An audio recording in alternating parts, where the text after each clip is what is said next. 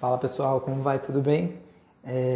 Esses dias eu vi um vídeo de um fisioterapeuta, ele estava reabilitando uma moça que é atleta daqueles esportes, eu não sei muito bem o nome, tipo numa pranchinha, aí tem uma corda presa num barco, o barco vai num pau e a pessoa vai sendo arrastada pelo barco, assim, segurando uma corda, meio dando umas acrobacias lá, eu não sei o nome desse esporte, enfim, quem souber me diz.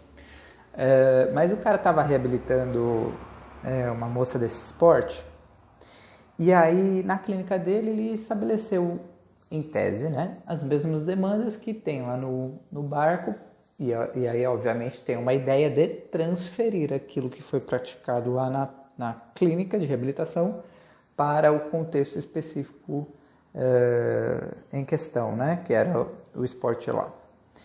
E aí eu decidi vir falar disso, de transferência. Eu acho que naquele caso foi bem correspondente. Por quê? Porque a moça estava em cima de uma base instável ali, e aí ela segurava como se fosse um pedaço de pau tal, preso no espaldar por um elástico, que tinha uma tração que em tese lembraria mais ou menos ali o que ela tinha lá. E aí eu achei aquilo bem bacana, eu falei, eu vou conversar sobre transferência de aprendizagem, porque o que as pessoas têm que entender, primeiramente, é que geralmente as pessoas esperam uma transferência positiva, que a gente chama, né? Transferência então ocorre quando a prática de uma habilidade A influencia a habilidade B. Só que nem sempre essa transferência é positiva, isto é, a prática de A melhora as condições de aprendizagem de B. Às vezes há uma transferência que a gente chama de transferência negativa, que a prática de A impacta negativamente a prática de B. E ainda há a condição nula. Então, você praticou isso aqui, dane-se, não impactou em nada a aprendizagem de B. E isso é uma coisa que poderia ser muito melhor estudada na área de comportamento motor, porque não tem muito estudo, é impressionante, porque tem uma aplicação muito grande. Então a gente ainda carece de entender quais são e o que faz com que haja transferência de aprendizagem.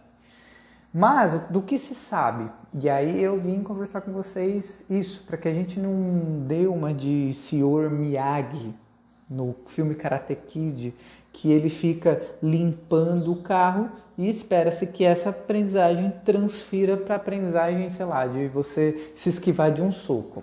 Não, aí, né, filho, é provável que, porque se assim fosse, todo cara que trabalha em lava rápido seria o Karate Kid, e isso não acontece, na verdade. Então, transferência de aprendizagem não é um fenômeno tão simples assim. Mas então, eu acho que a gente pode discutir o que possibilita transferir. Nosso cabelo tá bacana na quarentena, hein? Puta merda, mas vamos lá. O que possibilita a transferência positiva da prática A para B e depois o que possibilita a transferência negativa da prática A para B, para que a gente evite, tá certo? Do ponto de vista da transferência positiva, ou seja, pratiquei A e melhorei o processo de aprendizagem de B, nós temos dois principais aspectos: similaridade de componentes, tudo bem? E similaridade de processos cognitivos. O que é similaridade de componentes? Similaridade de componentes pode acontecer com similaridade de padrão de movimento. Eu estou falando então de padrões cinemáticos correspondentes. Exemplo, no saque do vôlei, certo? Eu jogo a bola, tem ali uma bola que sobe e desce e eu tenho que fazer um movimento de timing coincidente realizando esse movimento aqui. Tem uma correspondência, uma similaridade bem grande com o smash do tênis ou com o saque do tênis. É mais ou menos ali a mesma coisa, até mesmo de padrão de movimento. Então, eu suponho, pelo princípio da similaridade, que se eu praticar vôlei, esse saque do vôlei, eu vou ter uma transferência positiva para o saque do tênis. O que não acontece com o saque do tênis de mesa, porque o saque do tênis de mesa é aqui embaixo. E esse aqui é o padrão cinemático, então, do saque do tênis de mesa, e esse aqui é o padrão cinemático do saque do vôlei. Então, não teria essa transferência positiva. Tudo bem? Então, similaridade de padrão cinemático de movimento. O segundo aspecto não necessariamente em relação ao padrão de movimento, mas similaridade do contexto, dos componentes do contexto. Exemplo, supõe-se que alguém que tenha experiência com snowboard, quando for aprender esqui, aprenda mais rápido do que eu, que não tive experiência com nenhum deles. Aliás, eu não sei nem o que é neve. Eu já vi uma vez na vida, mas a minha experiência foi pouca. Você entende? E aí, nesse sentido, não estaria no padrão de movimento em si. Estaria nos componentes do contexto em que essas duas habilidades são desempenhadas. Então, pode ser que haja também transferência positiva nesses casos. Ops, cortou o vídeo aqui. Mas, enfim, componentes, como eu comentei, né?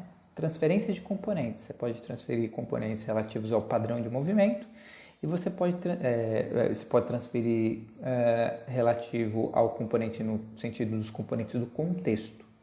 O outro aspecto é a similaridade dos requerimentos cognitivos, que não tem nada a ver com componente, que também proporciona transferência. Exemplo, supõe-se que se eu praticar futebol, no momento que eu for praticar handball, eu não saia do nada. Por quê? Porque os componentes ali cognitivos de percepção, de rastreio visual, de direcionamento de atenção, de tomada de decisão envolvidos no handball têm certa correspondência com o futebol, porque são esportes de invasão. Ao passo que eu não espero uma transferência positiva do hand para o vôlei. Porque no hand é um esporte de invasão, com as demandas cognitivas de esporte de invasão, e no vôlei é um esporte de rede, e as tomadas de decisões, processos mentais, eles são um pouquinho diferentes. E aí então não vai ter uma transferência positiva, certo? Então, para transferência positiva, duas coisas. Requerimentos, que pode ser do padrão de movimento, dos componentes cinemáticos, e dos componentes em termos do contexto e dos processos cognitivos. Se você tiver similaridade entre a tarefa A e a tarefa B nesses dois aspectos, é provável que tenha uma transferência positiva. Já há uma transferência negativa também. Quando ocorre transferência negativa, que em tese a gente deveria evitar? Quando há localização espacial diferenciada. Exemplo, você fica dirigindo o seu carro sempre numa mesma condição. Quando você entra num outro carro, você tem um Gol do ano, aí você vai pegar um Fusca. Você já aconteceu com você dirigir Fusca? Mano, tem uns padrões espaciais muito diferenciados entre o Fusca e o Gol do ano. E aí você pena pra caramba pra dirigir o Fusca. Por quê? Porque não tem correspondência espacial.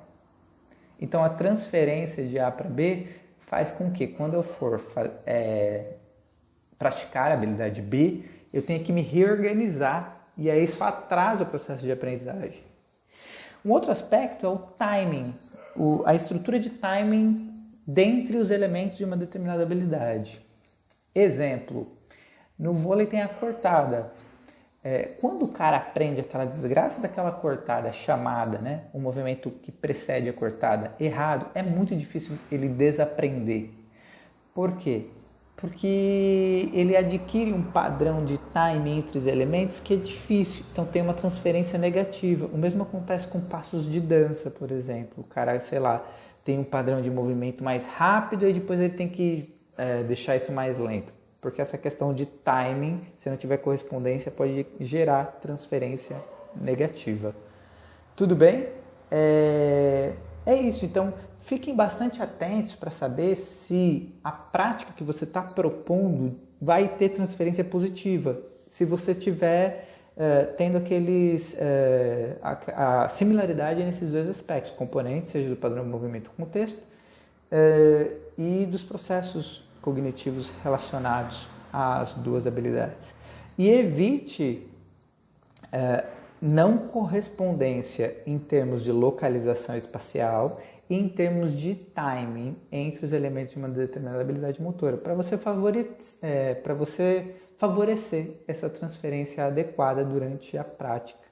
Eu vejo vários casos de escolinhas de esporte direto, em que não há transferência. Um exemplo que eu dou sempre, a gente ensina o cara a pegar uma bola e dar a volta em cones, olhando para baixo, quando no jogo ele tem que olhar para cima, procurar objetos que estão em movimento. Nossa, não tem transferência nenhuma. O que vai ter? Uma transferência negativa de aprendizagem, não vai ser uma transferência positiva. Tudo bem? Fiquem com isso na cabeça para estruturar as práticas de reabilitação, de esporte, de treinamento, seja lá o que for. Valeu, até a próxima.